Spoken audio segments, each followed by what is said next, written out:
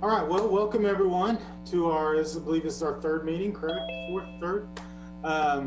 Glad everybody was able to make it today, and Bob will be taking over as soon as he gets his technical problems fixed. But for right now, why don't we start with, while we're in this glitch here, maybe Dennis with the roll call.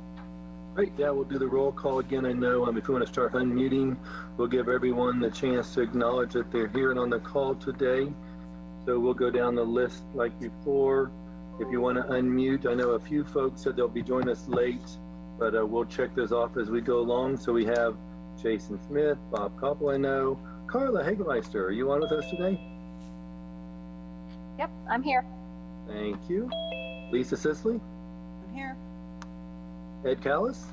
Here. Dr. Chase? Robin Cole? Linda Cook? Dennis Butler? Dennis is here. Great. Mike Dodson? I'm here. Thank you. Dennis Cook? Yes. Gina Scroggs? Yes. Mickey Dean? Said she might be late. Kara Holly? I'm here. And also just on Robin Cole, I did see an email from her that she has another Zoom meeting. Yeah, I got you. Thank you. Okay. And Kelly Loud? Linda Cook is on too. She's just having audio problems. You got you, Kelly. So Linda Cook, we got you on here, okay? Is Dr. Chase on here? Look, it looks like I'm here. Okay. How about Cheryl Grice? Here. Shiloh Heger? Yes, I'm here. I was telling Sean and Don earlier. Okay, and then Fanny Fang? I'm here. The And prize Karen Hibbard? competition. Yep, I'm here. Thank you. Great. Lonnie Baker? I'm looking like, not a prize. This one I think said it was the movie prize. Lonnie, did I hear you out there? Wouldn't play. Yeah. Okay. How about John Ford? Under the meeting. I'm here. And that's not in Sean's You? or Don's lingo. Dee McKee, are you on here? And how about Keith Asher? Yeah, right, Keith Ash. And then Julie Govert Walter? I'm here. Thank you. Kelly Pasco? I'm here. Great. Do we have Lieutenant Kelly on here today? So I got part of a diet. And Coke Steve Elstrom. Steve Elstrom is here already. Colonel Kelly is joining momentarily. Great. Glad to have you all. Now, if you all can go ahead and hit mute on your systems again, that will be great. I know someone had some background conversation going on, so if you'll just double check that your mutes are on. And someone's in on an iPad that I don't show is muted for an iPad, so you may want to check that, or I might be able to use that here. All right, we'll turn it back over to the chairs then. Bob, put that on. Sorry.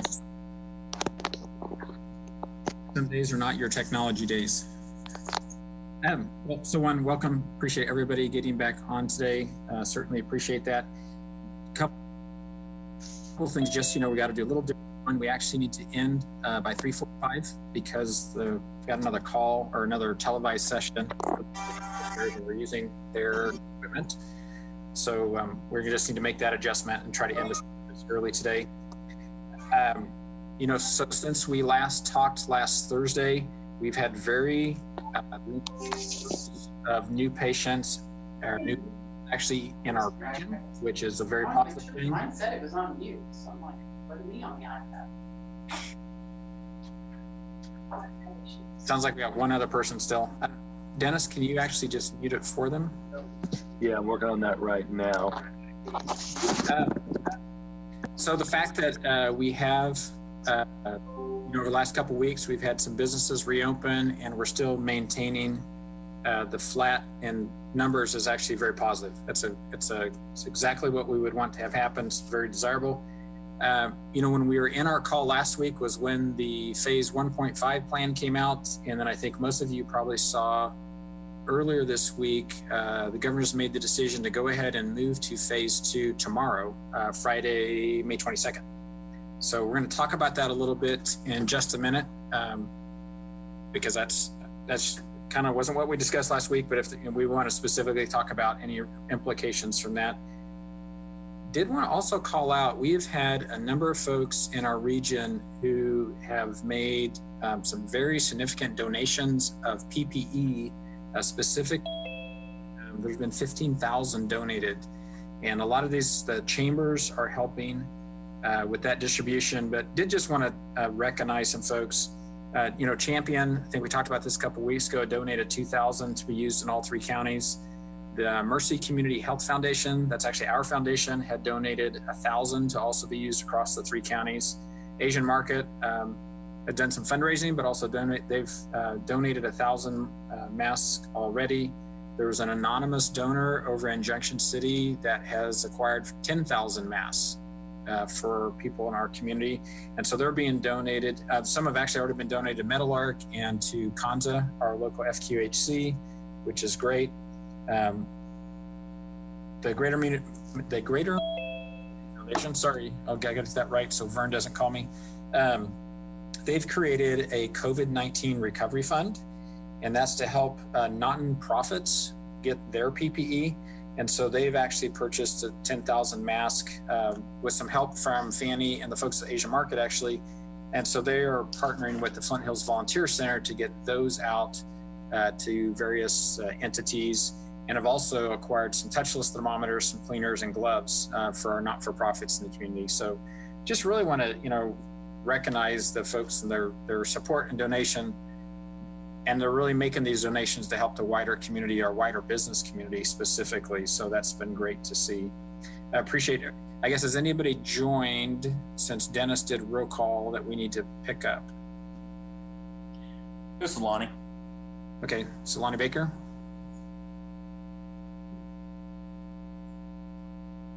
Okay. So we want to talk about the governor's phase 2.0 opening. So I think, Dennis, you're going to bring something up.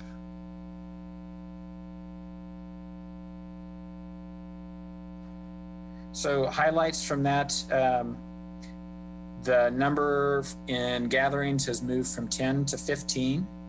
And so that's also a change from any of the previous drafts of anything that we had seen. So just want to call that out specifically. You'll understand, again, strong encouragement to wear masks and also maintain the social distancing. There's some things that are now allowed to operate as of tomorrow, and that would be indoor leisure spaces, casinos that are non-tribal, childcare facilities, libraries, community centers, and organized sports facilities, tournaments, and practices. And there are some exceptions to that, and a lot of that's related to numbers of people.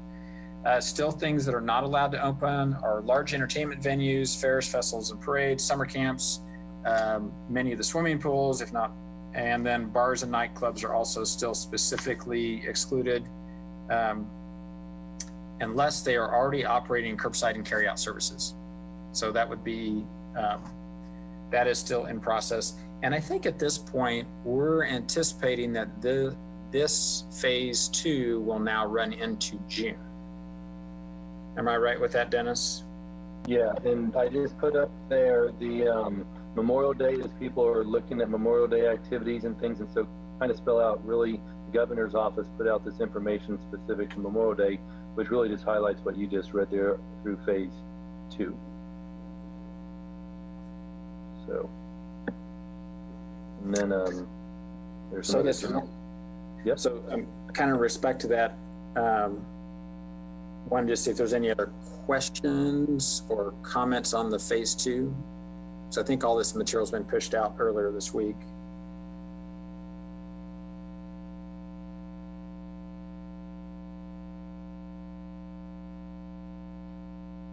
So either hearing none or somebody still on mute, one or the other.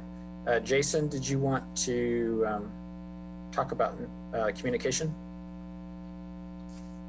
Yes.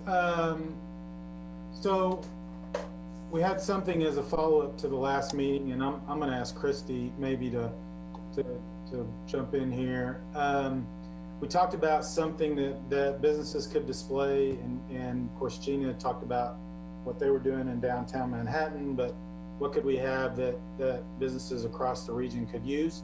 certainly in the county because it's specific to Raleigh County, I believe. But Christy worked on, we saw a fairly lengthy page at our last meeting, and Rodriguez has been working on taking some of your suggestions and coming up with something hopefully a little more useful for putting on a window. So as we continue to work at instilling consumer confidence, as people walk up, they can look and gauge fairly quickly the practices of that particular business in terms of PPE and other things. So Christy, maybe talk for a minute about what you put together. Sure. So first I want to thank Ed and the Riley County Health Department for all the work that they put in to that document from last week. So the document that is before you and that was sent out earlier, the bulk of that is from Riley County Health Department. But the main changes is to spin it in a little bit different context to then be able to have it as a resource for businesses to build that consumer confidence. And so there were some other models that we were looking at. And so the title Opening with Care, I think is a nice way to show the balance of what we're trying to do here in the task force between trying to keep everyone safe, but yet making sure that we're able to reopen our businesses. So this document could be used by any business in Geary County, Pottawatomie County, or Riley County. It's meant to be pretty generic in that way and not dependent upon the regulations, but more so best practices on the whole. So the document, as you take through, it gives after the cover page, the instructions. So there's really 3 different components of the document. One is a one-page sign that any business could put on their door to quickly capture any kind of high-level operational changes, and we'll go through that here in a second. Then Robin Cole in the last meeting had said, well, it might be good if we have not only information before you're coming in the door, but then maybe some more detailed information either posted on the business website and maybe inside the business for some of the more vulnerable population that may be wanting to know even more details about what that business is doing, best practices to keep both the employees and the customers. So the next 2 pages are just applicable to any business, and then the last part of the document has industry-specific using some of the information from Riley County Health Department, and then some available space to be able to add some additional notes if a business wishes. With references to for that industry. So what Dennis has pulled up on the screen right now is what would be considered the kind of one-page sign. So what are the opening details? So of all the businesses that we've been calling over the last several weeks, and as things continue to change, this could be something that is just quickly replaced, just one page, slap it on the front of the business. But indicating, is the business fully open by appointment only, curbside delivery, and online orders? It may be a combination thereof, but be able to give enough flexibility where any business could indicate what that is to the customer. Things like, is the lobby space open? In some of our businesses, they're not allowed to be open, and in some, we want the consumer to know that the lobby is open. There have been some operational changes and decisions made about public restrooms. So whether those are made available. This task force has talked at length about the either requirement or recommendations of wearing masks for both employees as well as the patrons. And everyone has the ability to choose how they want to handle that. But providing that information may make a difference one way or another, whether you have customers coming in the door. And then the next part down, part of the discussion has been that frequency of cleaning.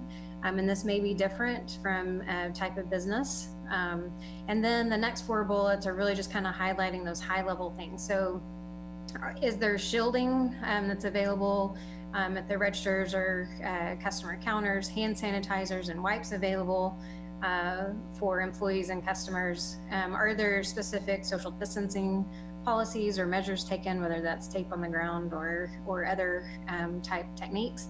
And then spreading the tables apart, whatever it may be, depending on the business. And then what to know, what to expect when you enter. So are there different policies in the way that the flow happens when you're entering into that business? So that's the sign. Opening with care, here's how. So just emphasizing the business practice.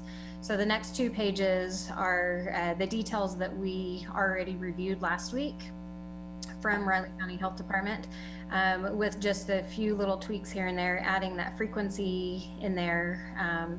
But really it's just taking that original information, stripping it down to what are the things that could be applicable to any business, and then separating out what are the components that are industry specific for the last few pages.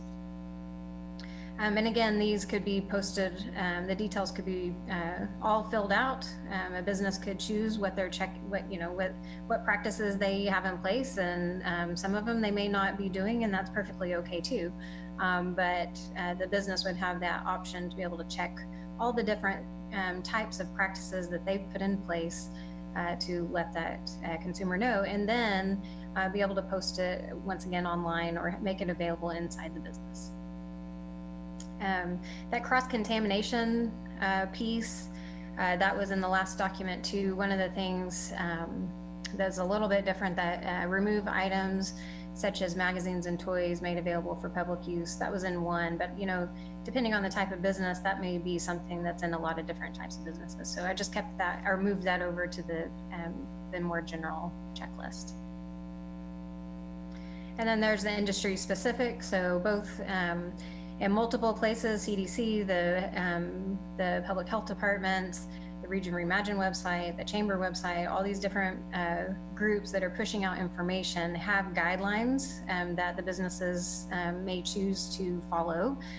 So there's references to what those are, and then maybe some different recommendations per industry. And then, like I said before, space to be able to add additional measures. If there's something that's not covered on that list, you can add something to it.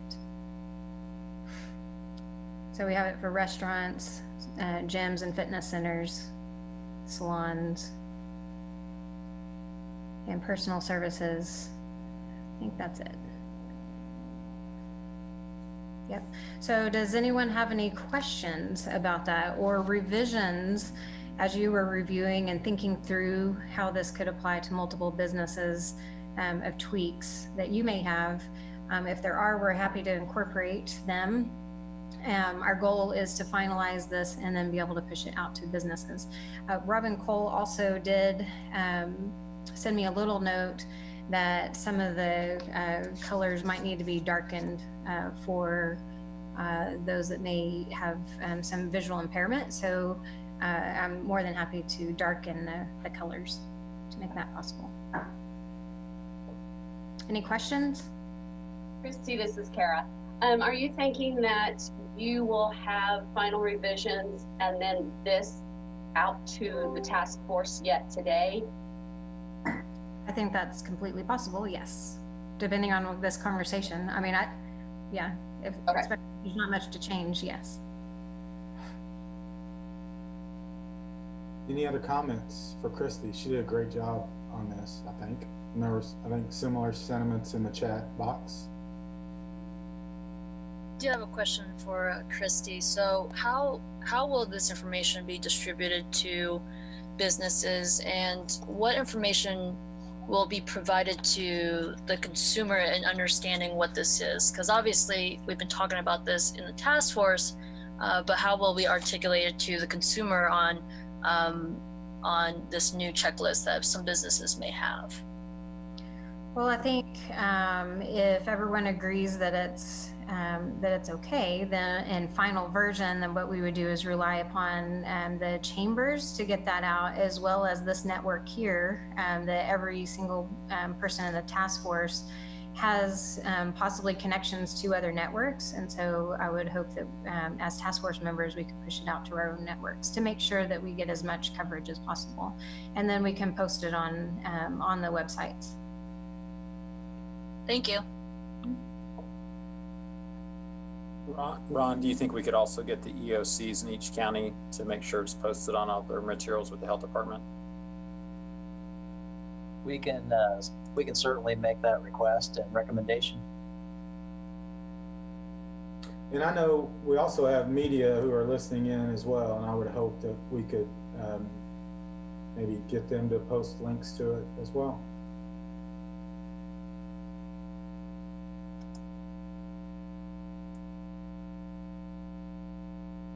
Okay, any other comments or questions, or are we good with this as the final product with maybe a little bit darker fonts? All right, well, great job, Christy. Thanks.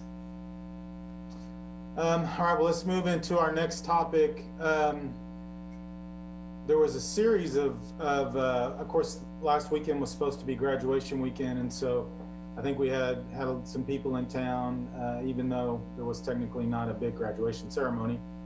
And that wasn't, there was, I think there was one incident in Aggieville that was publicized a little bit, but I think there were some other incidents that were going on around the community. And so the question became the proper protocol for people who were concerned about gatherings that violated the governor's order and the proper protocol for reporting those.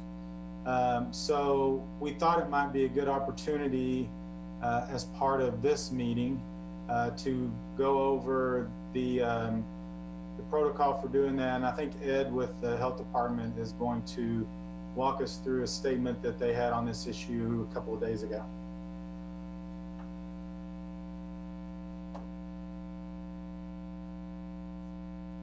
Is Ed on the call? I am. Sorry, I was getting all the settings reset. So I originally kind of prepared to just talk about the process that we use when we get complaints on the hotline. And we do get complaints from other places. Sometimes they go directly to the EOC. They've gone directly to the health officer. We get them through a variety of methods. But the people who are working the hotline, which at this point are 3 people from the county clerk's office and 4 people from the health department, they get those complaints on the hotline. And typically they're going to be written complaints. Sometimes we get calls, messages as calls. And so we screen them basically to look to see if what they're complaining about is actually a violation. If people are complaining about the public not wearing masks, we inform them that that is not a requirement at this point. If they complain about not wearing gloves, unless it's a restaurant they're preparing ready-to-eat food, that is not a violation. So we try to screen those out and make sure that when we send them on to the Riley County Police Department, that it's just for things that are actually violations. We have a lot of people who don't agree with what we tell them, and we provide them whatever information that we can in writing that shows them that that's what's going on right now. As far as what the police department does, we on the hotline don't get the results, whether they've gone out to do an investigation or not. If we get more investigations about the same place, we just forward them on. And depending on how much of a preponderance of evidence they gather, they'll decide whether or not somebody's in violation, or it reaches the point where the health officer would wind up either closing them down or talking to them or doing something else beyond the normal enforcement. So big thing is they do, from what I'm understanding and the way that this EOC document states it, is that they are trying to get voluntary compliance, which I've been in environmental health for 20 years before I came here, and that was always the goal. The goal is not to get you. It doesn't do anybody any good. People don't learn anything like that. Behaviors don't change like that. So the goal is to get voluntary compliance. But for folks that are egregious, that won't do it, The potential is there for the health officer to use her authority beyond just talking to somebody. So, and I think that right there kind of summarizes what the EOC's points were. But as far as the physical actual process, it's typically through the hotline that the police get the references or the referrals to be able to go out and look at some kind of an activity. And Does that answer the question? I think so, and that was outlined in the Mercury a couple days ago as well. So, Director Butler, do you have anything in addition? I know you were involved in looking at a couple of situations over the weekend, and maybe some other as well. But maybe talk about what your officers do when they are called to one of these situations. Sure. As you can imagine, when we do receive a complaint or we get a video clip, something like that, the video clip is not always an accurate portrayal of the entire context of the episode that someone's concerned about. So Ed said he didn't get any feedback from us. That's true right now, but I want you to know that any call or any complaint forwarded to dispatch or communications does result in an officer being sent. We can't ever guarantee the turnaround time on the response, but right now, although activity is ticking up, we typically have officers available to go out. If at all possible, we always send a supervisor, because as Ed mentioned, our goals are very similar in how we approach this. Human nature being what it is, I think in many cases people don't intend to violate the governor's guidelines. That's not what they're trying to do. But there is some confusion with the business from last weekend in the eyes of citizens, because it's viewed by them solely as a bar and shouldn't be open at all. And it has licensing that does allow them to operate as a restaurant, not strictly as a bar, and not all of the businesses in Aggieville have that licensing.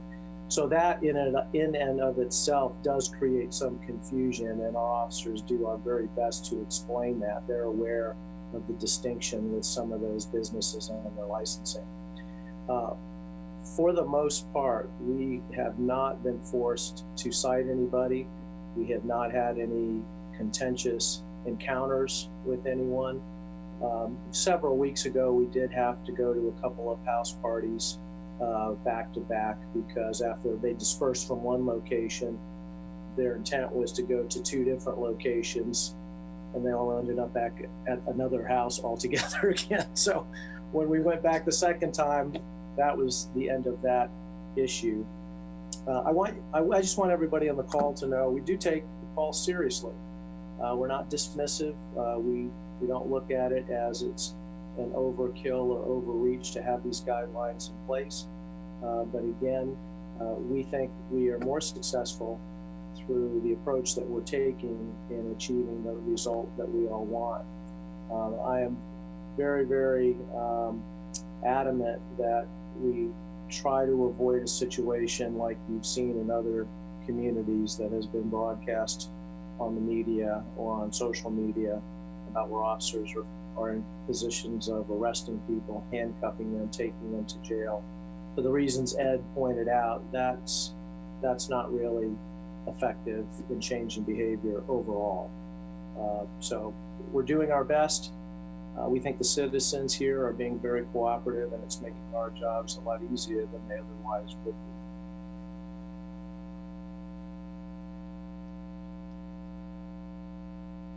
Thank you, Director Butler.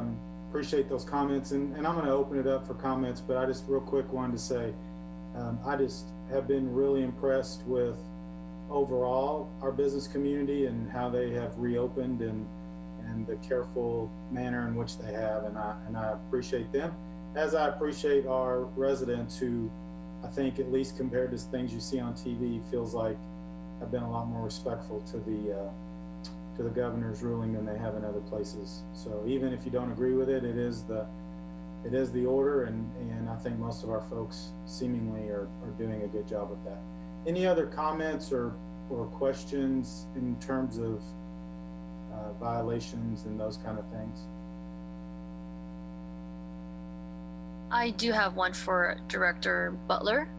I was asked from a concerned Manhattan resident that if they were to file a complaint, is it reasonable for them to ask that the police department follow up with that resident so they can be updated? What is the process and protocol for that, or do they just call the police department to ask for an update? What would be the best way for them to obtain that information? Fanny, that's a great question, because that also reminds me to add something to what I said a second ago to Ed. First of all, in answer to your question, it is our standard protocol that if a citizen making a complaint wants the officer to contact them after they've handled it and update them on the results, we do that now with any other type of complaint. And so what would be important for the hotline people to know is when they receive a complaint through them, that if the person has not identified themselves, of course, there's no way to do that. But I don't know if the hotline is set up in a way to say, would you like an officer to re-contact you to follow up with the results of their investigation, because we're happy to do it. So the answer is yes, we will do that, but we have to have contact information as long as that's collected. If they call us directly, it's a lot easier to do that.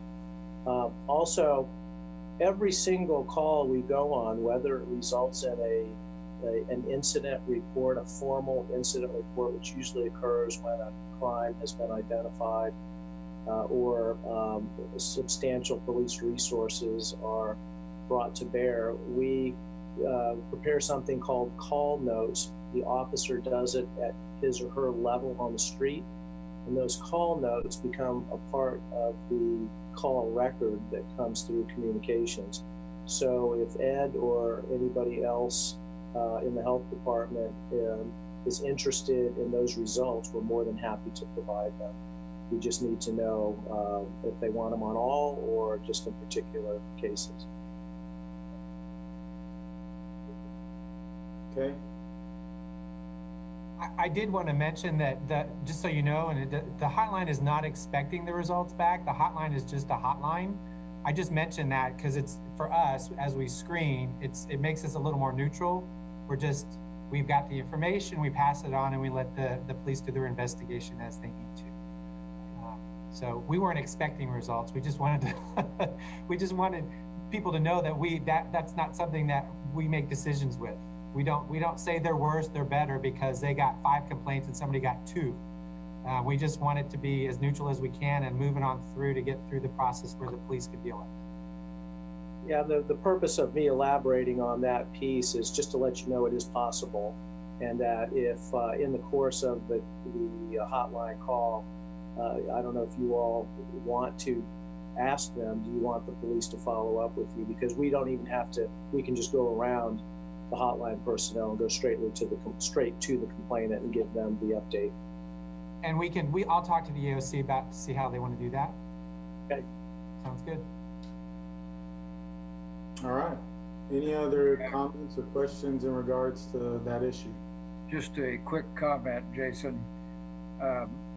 If we believe that social distancing is a good solution for safety, we've just got to be very careful of the conditions we set.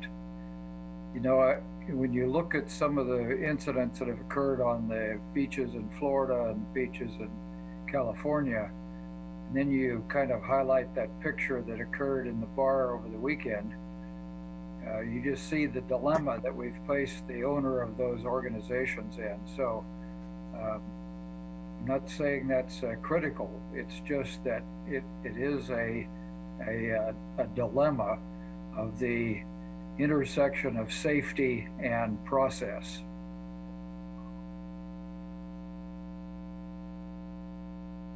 If I could add one more comment in response to that, I want you to know that there was also a complaint the weekend before at the same business, and in both cases, the owner was very, very cooperative with our officers, and not because we asked. He chose on both occasions to actually close his business earlier than the 10 p.m. close time because I believe he was concerned that his staff was falling behind in maintaining the social distancing among the patrons. So he ultimately made the decision to close on his own.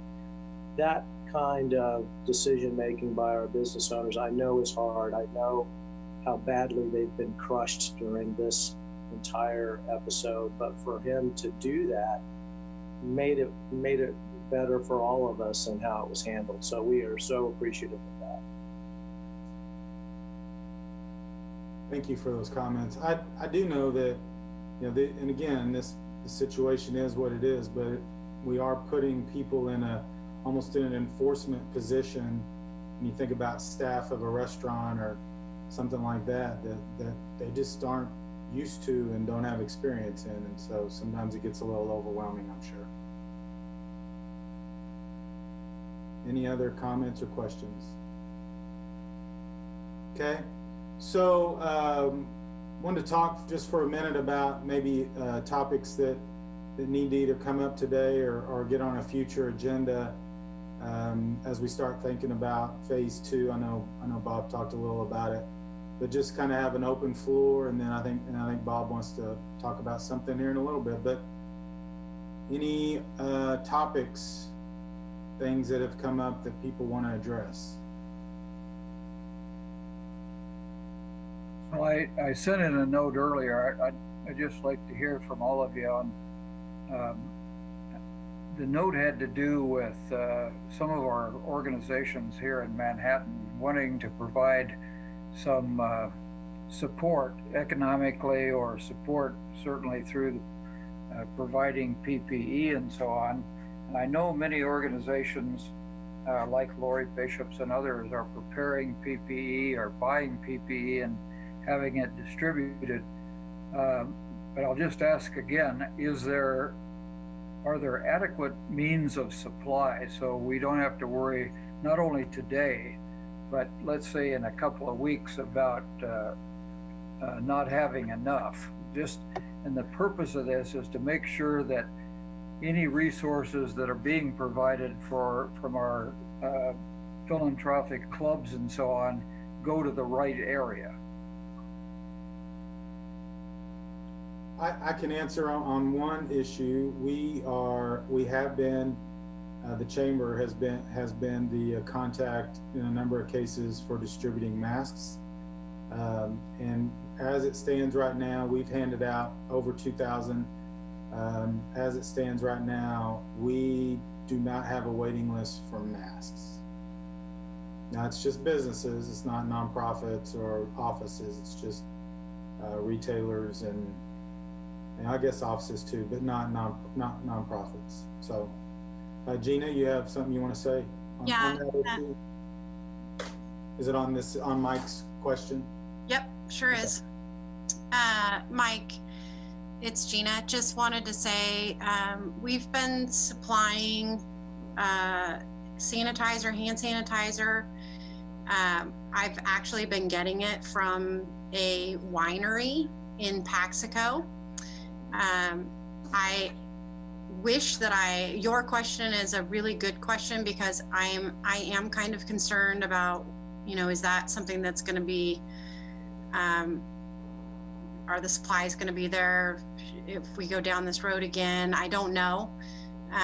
We've been going through it pretty quickly. It seems like as soon as I get a couple of cases, I've got to go back and get more.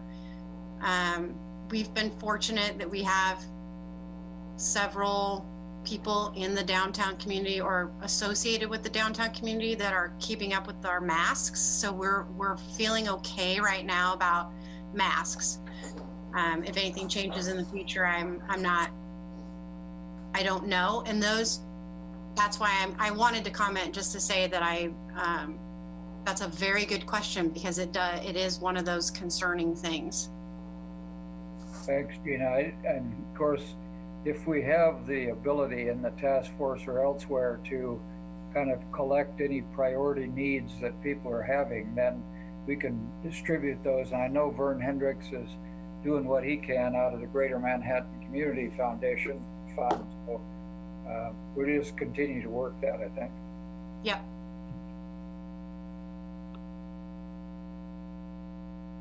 Any other, oh, go ahead. Well, I was just say, kind of, I mean, I think that's, Mike's asked an excellent question. I mean, Kara, what are you hearing in Wamego? What are we seeing in Junction? Dennis, what do you hear from the folks in Aggieville? Kelly, I mean, what do you, like on the west side, what are you guys seeing in that respect? Kind of the same story as Gina or something worse, better? I think here in Wamego, it's very similar to what Gina reported. We did pick up our second box of masks to go to the rural area, the smaller towns in Pot County. So we will be getting those dispersed tomorrow.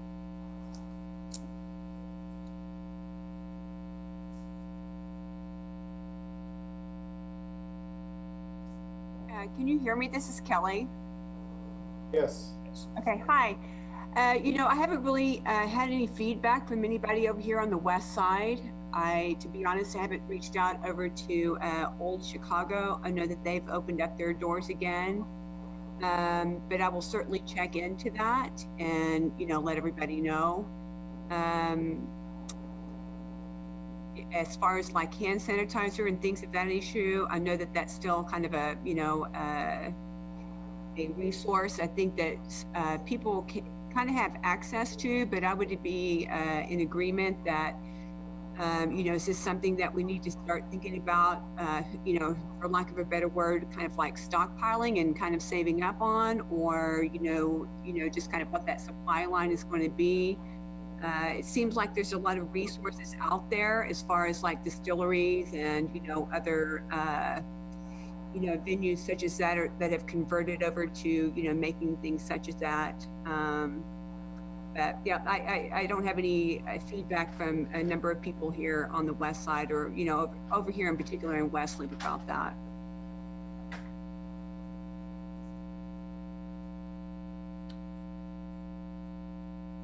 All right. Any other comments? I know we saw something from Carla about probably will be need for extra for schools.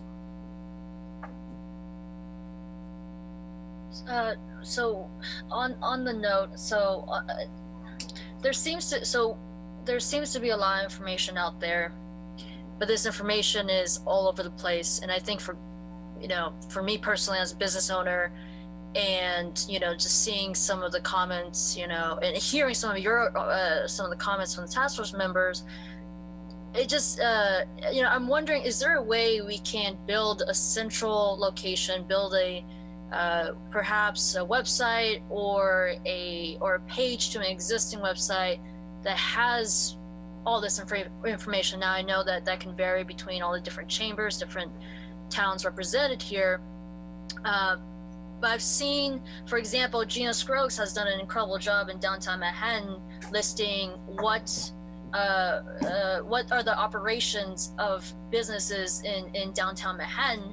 But that's only if you go onto the downtown Manhattan website. And so, you know, with all of us here, the 24 of us and our networks, I'm wondering, can we all pitch in and build some type of directory to you know, have this information about PPE, to have information for consumers who, you know, want to know what businesses are open, what businesses are closed, and what changes have been made.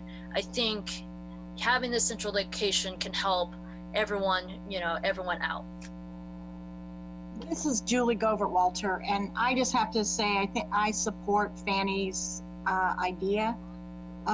It does seem there needs to be a central point of information, perhaps, I mean, for a group or for an organization that's looking for PPE and doesn't know where to get it, or where the donations are, or maybe a donor that wants to put it in a place where multiple organizations or multiple people in need might be able to find it. I think that would be a great benefit, and also would be helpful to just have that go-to place that would provide information on the current situation related to PPE or for other issues on the public's mind about COVID-19 related to this area. So I would like to chime in real quick on that.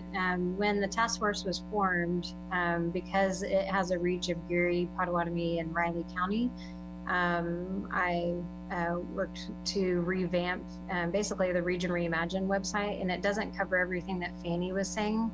I think part of that may be possible, maybe in some other avenues, but the main homepage provides the regulatory and order information and information about the task force. And then there's a business resource page with all the guidelines by industry. There's a page that was specifically created for PPE to give those instructions on where to get donated masks, as well as the link to the Manhattan Chamber's website for the vendors that are suppliers for PPE.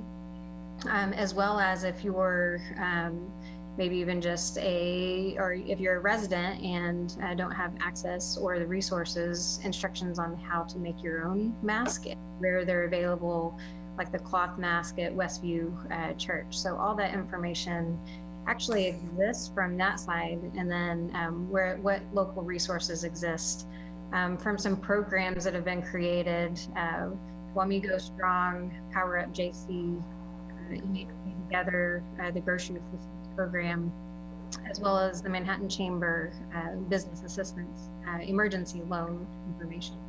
So the some of that information is there, but maybe not to the level of wanting. And I think Jason in each chamber could play a role on some of the operational pieces, if it's even feasible to do. That would be a question for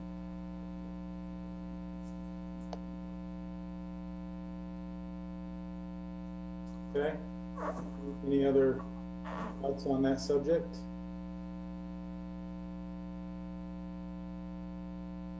All right. Dennis Cook, I believe. Oh, Bob, did you have?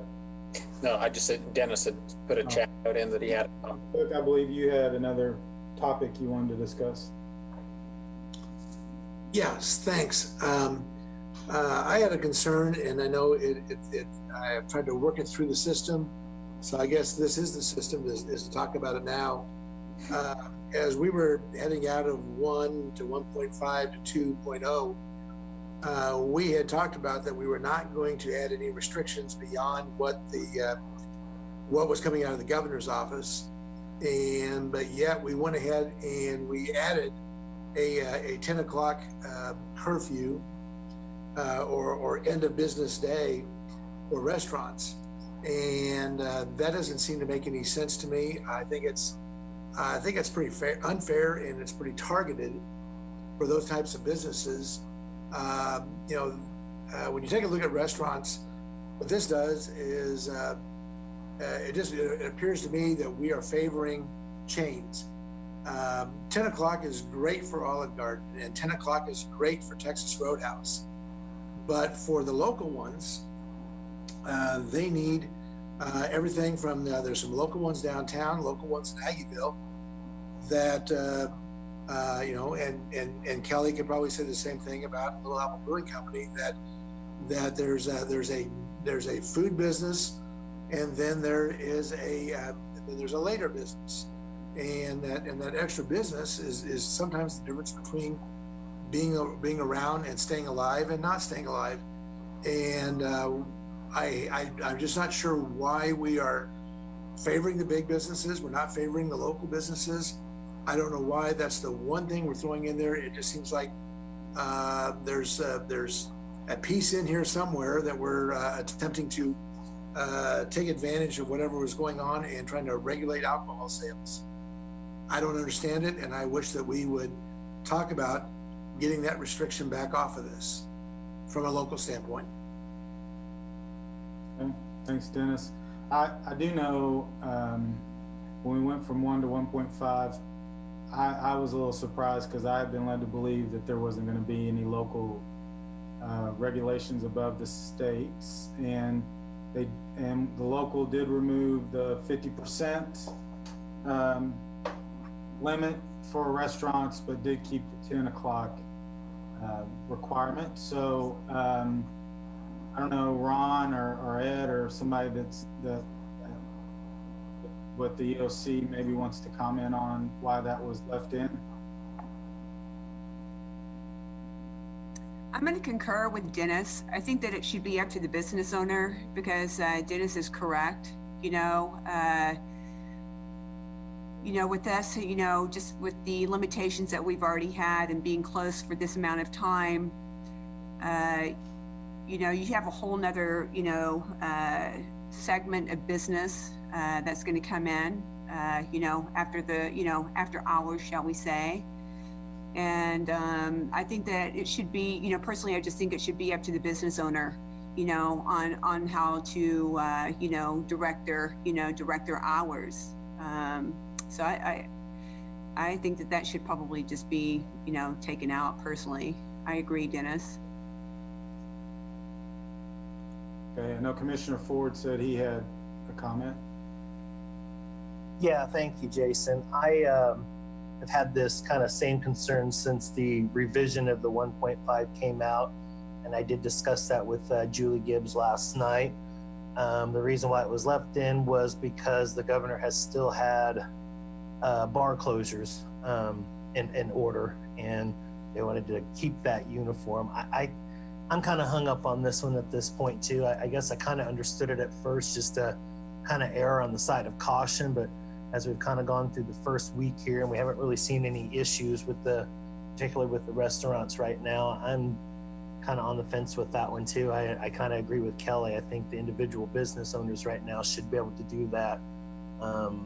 If the issue, in my opinion, is alcohol at this point in time, and the liquor stores can basically stay open till 11 o'clock right now. It doesn't seem to be really fair across the board. And I think if you want to argue the semantics of if 10 o'clock's good or what the number is, that's one thing, but fairness across the board and how we approach all this, I think, is extremely important, and it doesn't seem fair.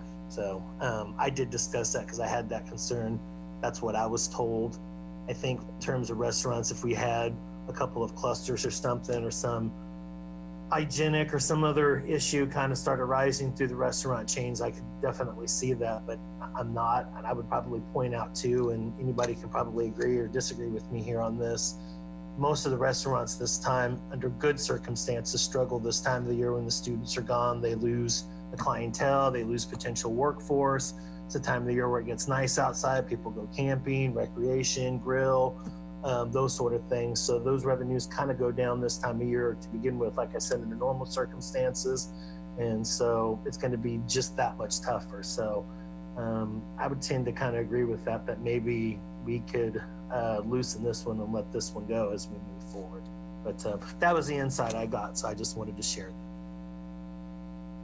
Well, I might recommend that you visit with the EOC about potentially just putting the 10 o'clock on bars, because I believe that was the main reason they left it there, because they wanted to make the bars less likely to open. And bottom line is, that's happening already. There are bars that are opening now. Facebook, we have bars or a bar that's advertising that they opened up at 4 o'clock yesterday.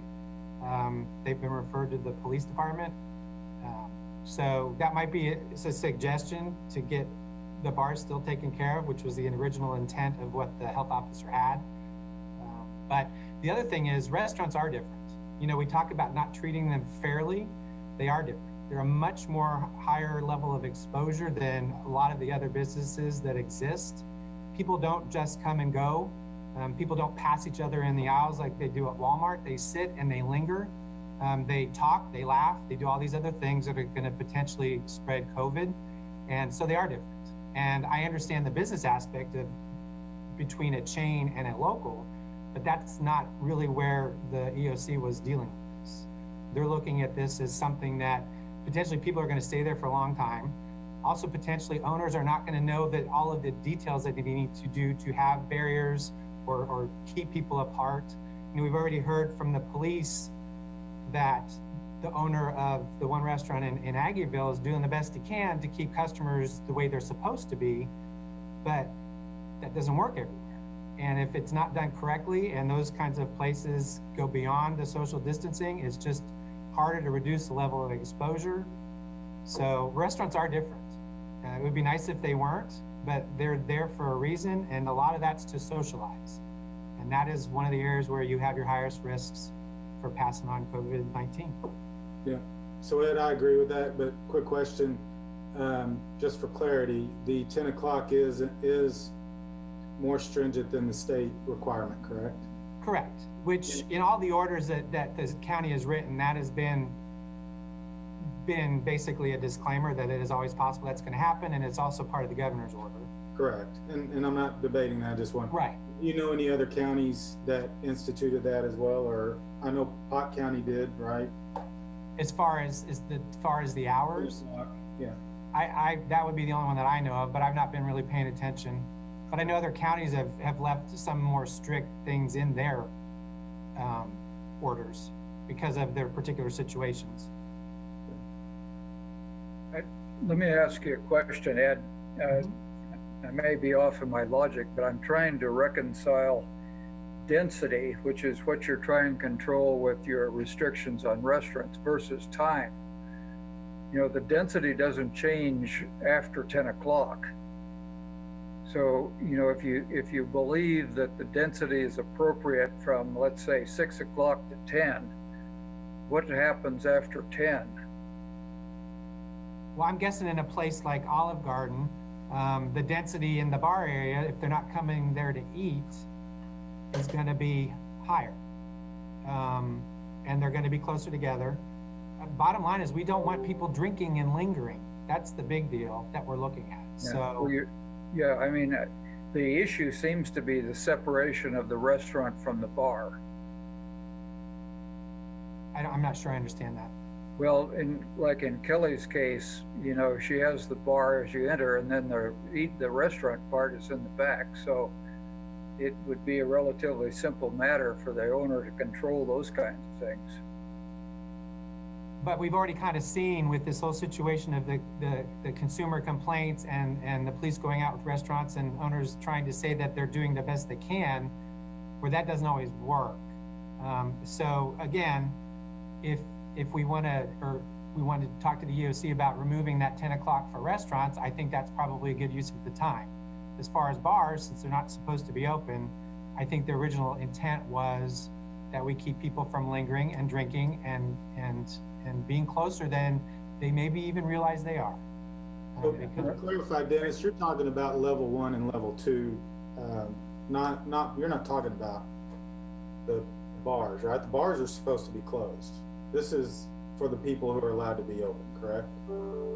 Dennis Cook? Yes. There's a category 1, category 2, category 3.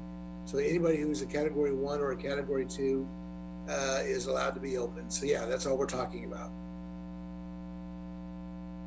Then you probably want to have a conversation again with the EOC. Yeah, and I guess the other side I would say to that is like when the thing that came up last week, and they were concerned about that. My comment is maybe if we were allowed to have more places open, people would spread out a little bit. You know, we're kind of forcing them into places. So I think allowing businesses to get open spreads those consumers out. I think a lot of the reason they have to go to certain places is because a lot of businesses haven't reopened yet, and encouraging those businesses to reopen sooner because they can might be also a good use of time. But yesterday, driving home, going east on Anderson, I saw 3 large groups of college-age students heading towards Aggieville. They all were going to the same place. Depending on the size of the place, I highly doubt that social distancing was going to happen very easily.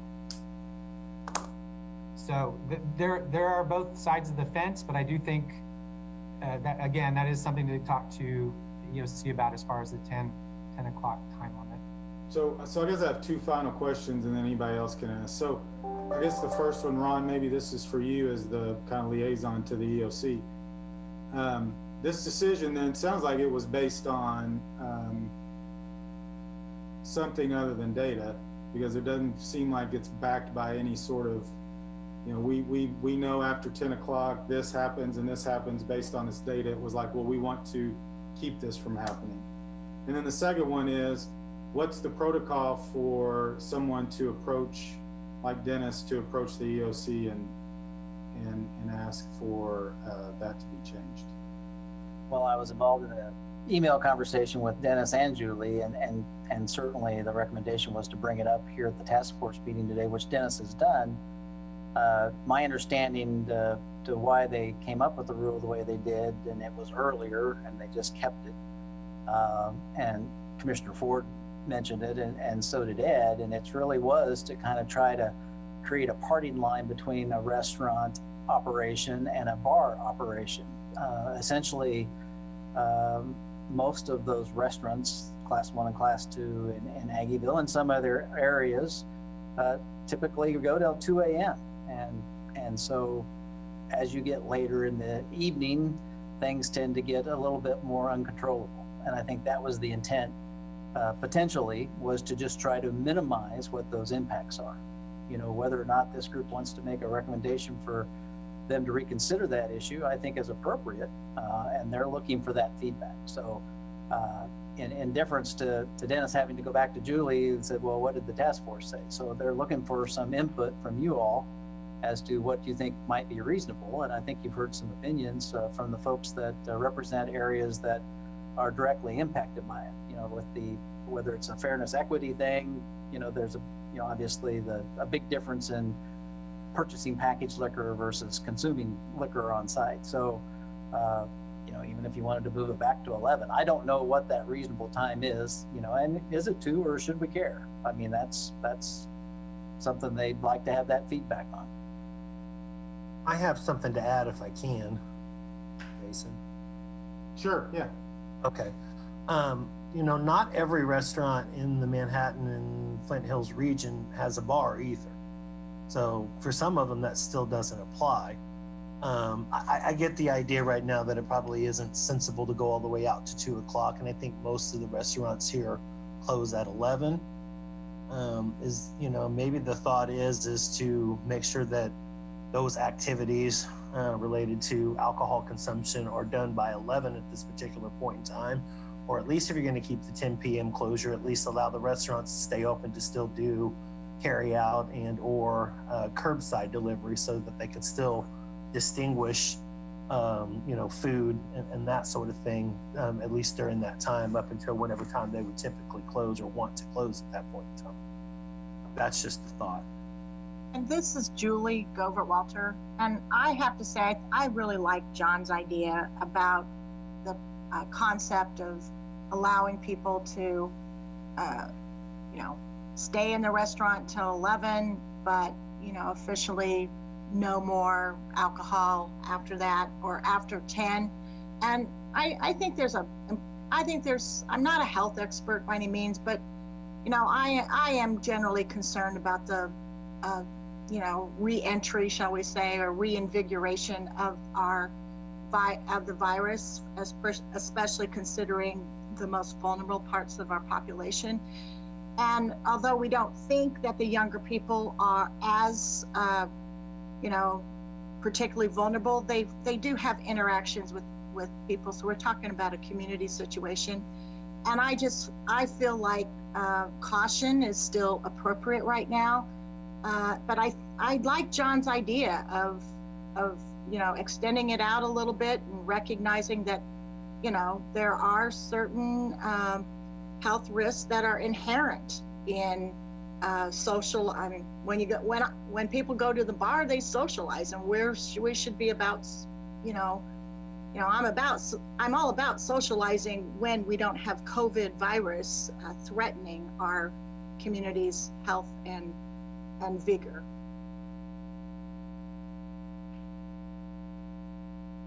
Hey, Jason, we had a discussion some time ago about, and I think it may have happened, with some of our folks who directly operate restaurants, but there is a margin that each one of these restaurants has to operate within. And when we talked about social distancing and some, what that basically did is said to some, look, I can't make that work. I can't achieve social distancing. And if this lasts much longer, I'm going to be out of business. So, you know, we need to have some consideration of the economics here, because if we don't make some provisions that make sense between, maybe it's the division as was discussed, between restauranting and the bar, then we're going to lose some more business.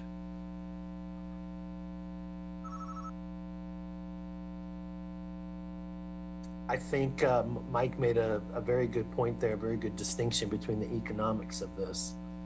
I think that's an important distinction to make both in the present and moving forward. So this is Lon. I think that we just witnessed last weekend something that I hadn't fully anticipated, which is there's some accountability from the community as well. There's people out there paying attention, and if the local businesses really do get out of hand, one, everybody around town is going to know about it, and so certainly that encourages businesses to try to play by the rules. And the second is that law enforcement is involved. So I think that, you know, so the feedback here from law enforcement that businesses are trying to cooperate definitely gives me some additional comfort that I didn't have previously. So that, coupled with the social media, I do think is going to certainly play to our favor in all of this. So is there any consensus at all from this committee to ask the EOC to at least reconsider this particular issue, maybe without making a recommendation, but at least to reconsider it and maybe talking to some of the business owners about why that's important?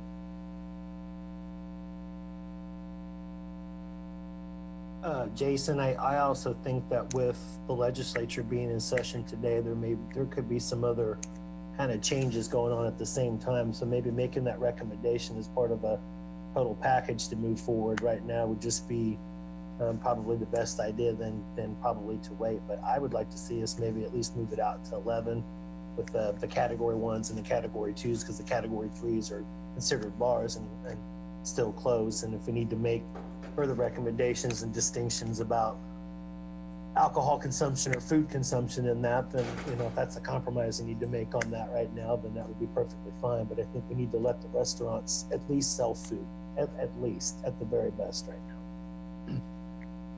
And I think whatever we send forward has to have some rationale. You know, you just can't send them the thing that says, hey, we'd like to. You know, you have to have some rationale about why you think this is a reasonable approach.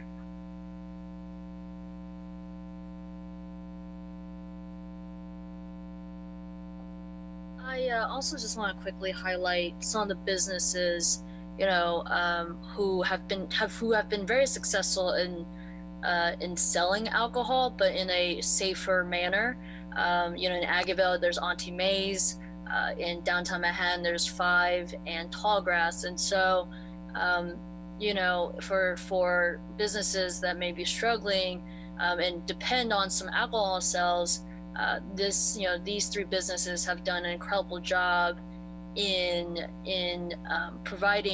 being able to still have some revenue coming from that, but doing it in a safe manner. So I just wanted to share that with you all, that these three businesses, their models have been well received from a lot of people I know in the community, and could be good suggestions for other businesses to look into.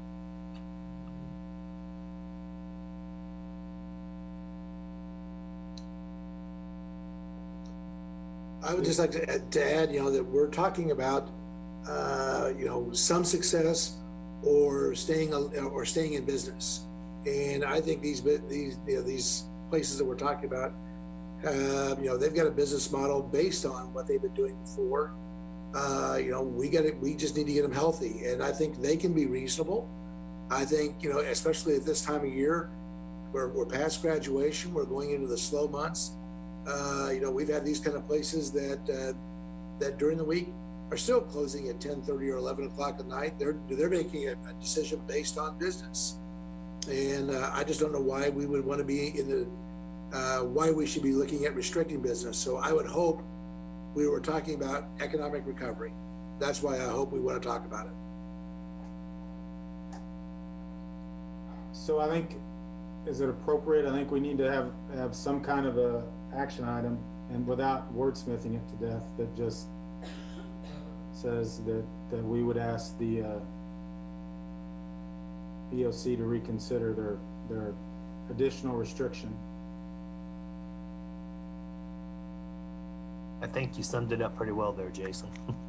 Yeah, I think what I'm willing to do as liaison is take the comments that you all mentioned here, and there's been good ones, and as well as some of the written comments that have been posted, and certainly make those available to the EOC and ask for their consideration or reconsideration as we evolve into a new phase and see if they want to make any changes. Okay, so maybe we can just say, if you have additional comments, by the end of the day, get them to Dennis, and he can, is that a fair? Yeah, Dennis Marstall, or yeah. Send them to me too, or Christy. He can put those together and give them to Ron. Yep. Okay. Great discussion. Thank you, everybody. I'm going to turn it over to Bob, I think.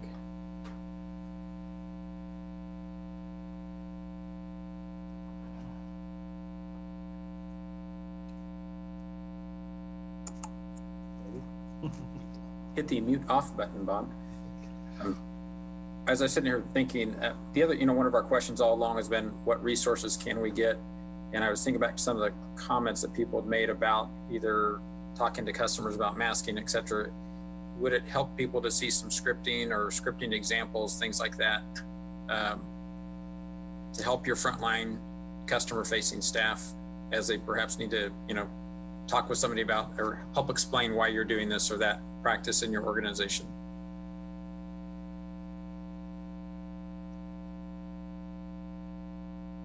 Do we believe that the document that Christy put together covers that well enough? Again, just asking. Uh-huh.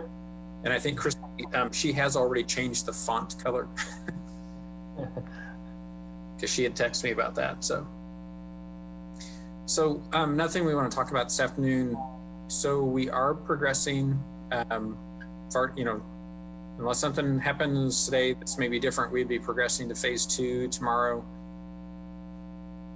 And as we move to that, then that means really we're perhaps down to one other phase. And so there's been some question, I think, and just some conversation within different members of our group here about, so what does that mean then for our assignment scope? What's going to happen with that? So we want to talk, and when we were talking about this earlier this week with the leadership, part of our conversation was our goal was, our main goal, and I'm a little paraphrasing here, but was just to make sure that we have a successful transition. And so then the question becomes, so what does that need to look like over the next couple of weeks? And I think personally that within the next week or two, we need to have a determination of, so what does that even look like going forward? Or does our focus, role, or whatever need to shift or change? So we just want to, I guess, kind of get some input from all of you about what your thoughts are, because we're just trying to plan ahead. We have meetings scheduled, for example, the next 2 Thursdays. That's not a problem, but kind of just thinking ahead from an agenda perspective, topics, role, what you think we need to be working on over the next couple of meetings.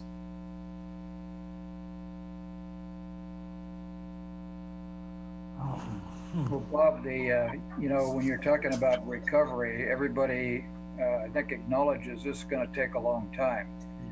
So we've got some unusual challenges that we have to meet. One is to make sure that if there are special needs by our local businesses, that we figure out what those are and maybe how we can meet them, whether it means, nonprofits helping, or whether it means support from the city or the county, or maybe going after additional federal funds, whatever that might be. Then I think we also admitted that we've got to have some consolidated messages here in order to both provide some hints and tips to our businesses and to make our customers more comfortable that we are coming back to something that's closer to normal. So, you know, there's some messaging, there's some advertising, there's those kind of things that I think as we move through these, the issues become new ones. The old ones doesn't mean they go away, but they may have been successful. So they can be diminished in priority. Just things like that.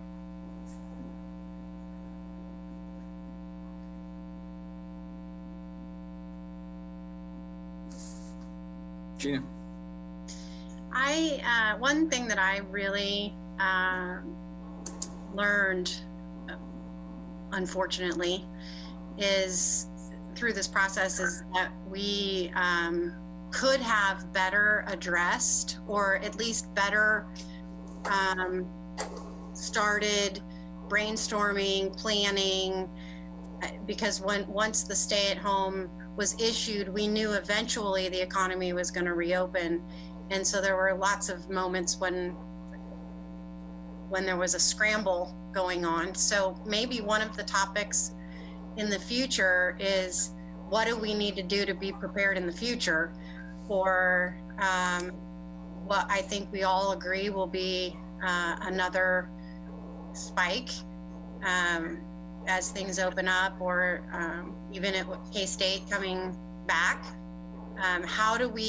What are some things that we're going to do to prepare for these possibilities? I think that we should talk about those things. Okay.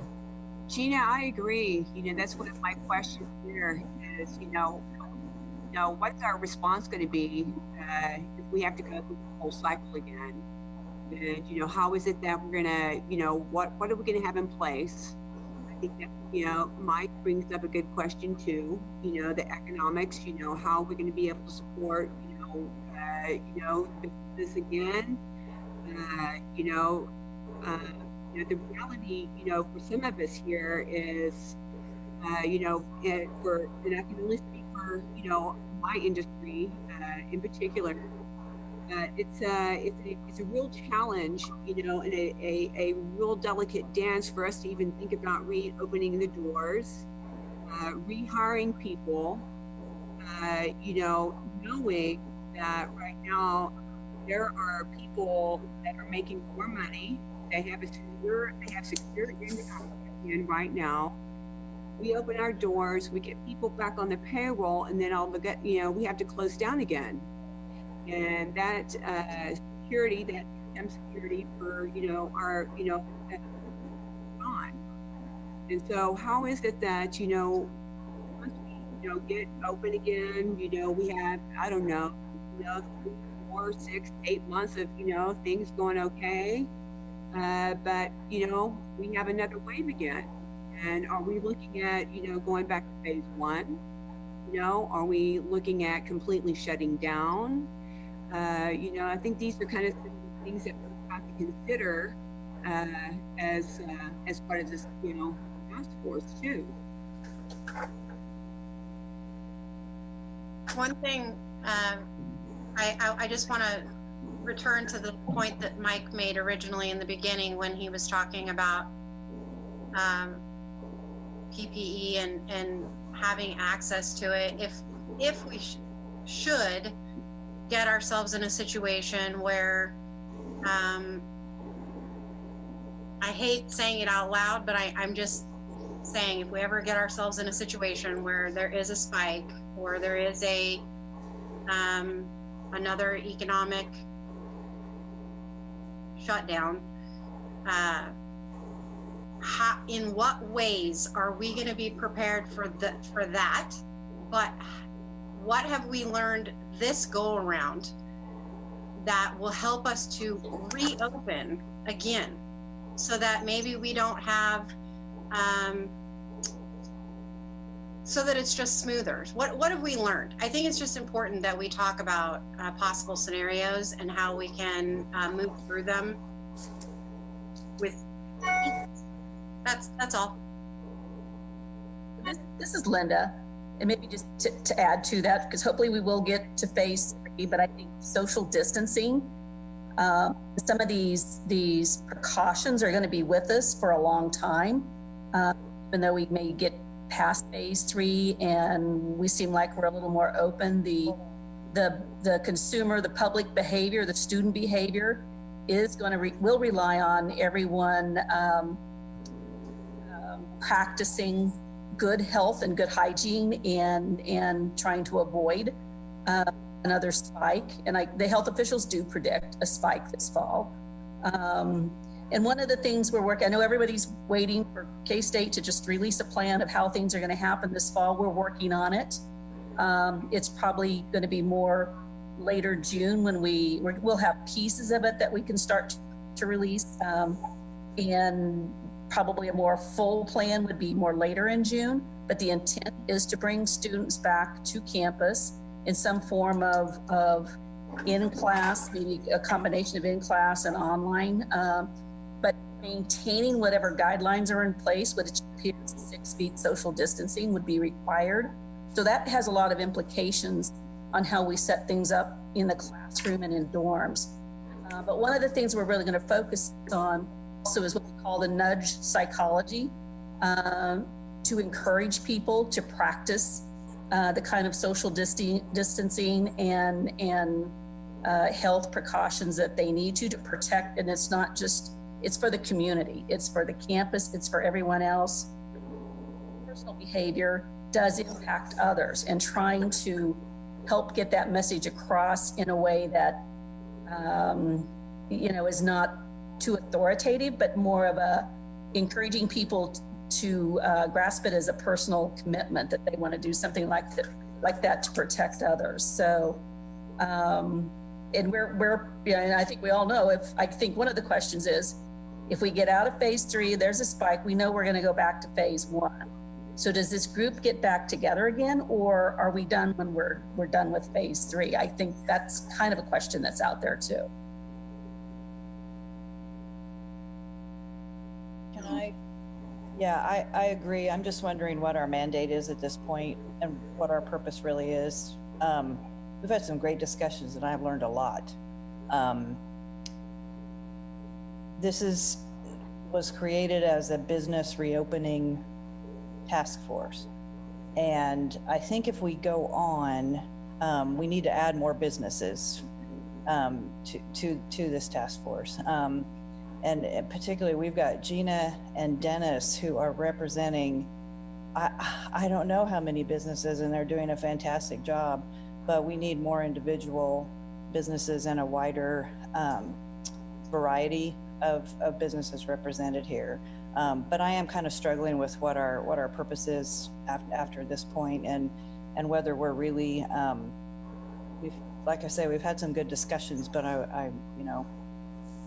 we're all busy, and I'm just kind of wondering, what our role will be moving forward. Well, I think I was making notes here as we're talking. I think that's exactly the kinds of things, and we can work. I think we'll take a stab at kind of at least sketching out an agenda for next Thursday, so we can come back and kind of dig into a couple of these. Because one, we'll be talking about the next phase, and we'll have been, almost a week into phase 2 at that point. We need to also touch on those things, I'm sure. But I do think the kind of the planning for the ahead and is really important.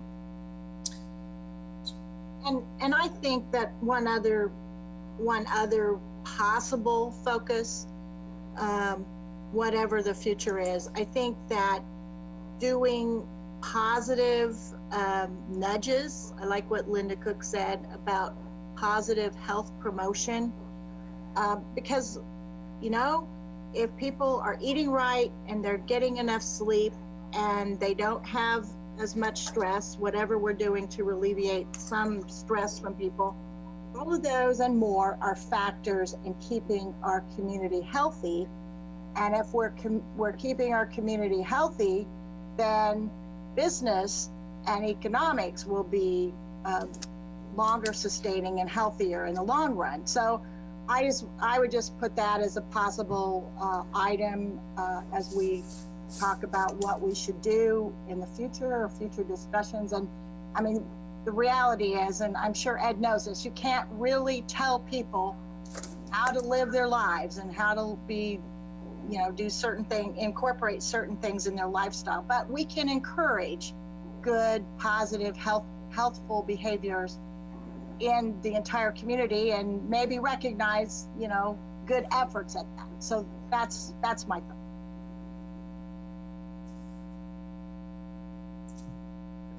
If I can add, Julie just about read my mind. I was going to make some comments that I was going to leave a lot out of respect for everyone's time, but assuming that we will see another spike, I think part of our group's mandate should be, how do we keep small businesses and business offices open even if it's a spike? And Julie just talked a little bit about that. And I'm not a businessman, I'm not a medical professional, but I think we all know who the most vulnerable population is to have a fatal episode with an infection from COVID-19. It doesn't mean other people won't get sick, but however we approach this, I think this group should have that as one of its primary focuses, is how do we keep businesses open in the face of another spike without shutting them down again. And I don't have the answer myself, but I think that's what we should be talking about. Well, appreciate everybody's thoughts. Jason? Oh, no, sorry. Go ahead. Oh, no, I was going to say, I was going to hand off to you so I can get. All right, well, Bob has to run. So we'll just kind of close everything up here. I just want to kind of recap all the things that we talked about and did, and then what we're planning for the next meeting. So we did approve a document that I think will be a good tool for our businesses to use as they reopen and try to instill consumer confidence in their customers as to what those practices are. We did review what is the modified, according to the governor, phase 2, which takes place tomorrow, and what that entails. We had a good conversation about additional restrictions on restaurants, and Ron Fear has agreed to take our discussions on that to the EOC and have them reconsider the 10 p.m. closing. And then we talked about PPE and the need to try to get the information out about where you can get PPE. And finally, we had a conversation about what our next, kind of what our ongoing mission is, and hopefully have something ready for the next meeting to review. Anything else through that process that we need to talk about for this meeting or have prepared to talk about for future meetings? This is Kara, and I just had one final question just to clarify. Are we directing people to the Region Reimagine site as a central location, or did we make a decision on that? Well, I mean, that is a location. You know, I know our chamber has it. I'm sure your chamber has it. I think what we probably might want to do is find out, is maybe instead of thinking about let's create something new, is try to think about where people are going already. And if it's the health department, then I think we need to make sure the health department in the 3 counties has the information. If it's the chambers, make sure they have it. And then obviously we have Region Reimagine as well. But I think we're all open for suggestions on that. Christy?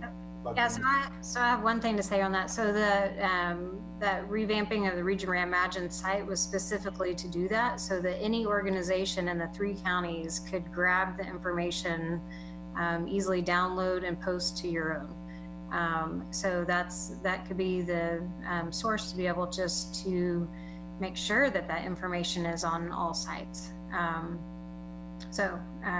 up for suggestions too, though. I think that keeps things simple. I like it.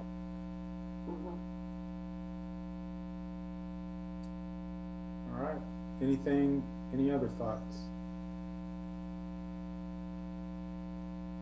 Well, Encouraging for future visitors to our community. I'm sorry, Kelly, can you repeat that? I'm sorry. Is this also, I just kind of raised a question in my mind about, visitors to our community, and are we also kind of encouraging, I guess, the CVB whenever, Marcia or any of those, gals and guys down there, is this something when people call, is, wondering about, what their protocol is in our community? Is this someplace that we are also directing future visitors to go to as well? Yeah, so I'll let Karen address anything additional she has, but as most people know, the CVB Chamber and Economic Development have a single point of contact in terms of phone calls, and then our websites are linked. So we are using the resources that Christy's providing to provide to anyone that wants to know what's going on in terms of visiting. And then we're tracking our members and other businesses in terms of hours of operation and protocols in those individual businesses as well. So I don't know, Karen, if you had anything to add to that. No, you said that well. And again, Christy's efforts that she has done with providing a consistent message for all of us to use, every one of us that are a part of this task force, I think is so very, very important. So we're trying to do our best of making sure that we can gain not only our community, but our visitors' confidence to back and to make our community lively again. Okay, good question. Jason, can I just one thing here at the end? This is Lonnie.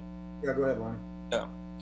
So globally, we know about half of the individuals that have died from COVID were in care homes of some form around the world. And that obviously places a heavy concern in any community. Figuring out what we're going to do for the most at risk to piggyback off of what Director Butler said, I think is the key to really having a strong ability to keep businesses going if we do see a spike in the future. And a lot of that obviously is on the facilities like Meadowlark to figure that out. But in addition to that, our greatest risk is our staff. So Meadowlark has 500 employees out in the community. Right. Where those people go, their ability to go places that are a safer type of environment directly has an impact on the risk factor for the individuals that live in Meadowlark.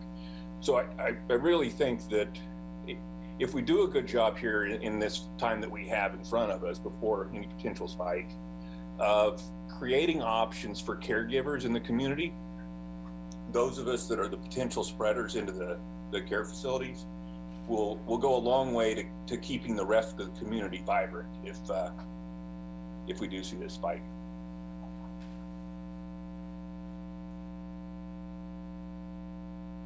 Good comments.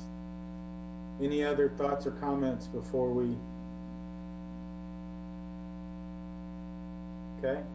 Well, Ron, I don't know if we need an official motion for adjournment, but no, just our next meeting date is next Thursday, the 28th. Okay. We will look forward to seeing everybody on the 28th. Thanks, everybody. Thanks for your time. Thanks, bye. Thank you. Stay safe. Stay well. Everybody have a safe Memorial Day weekend.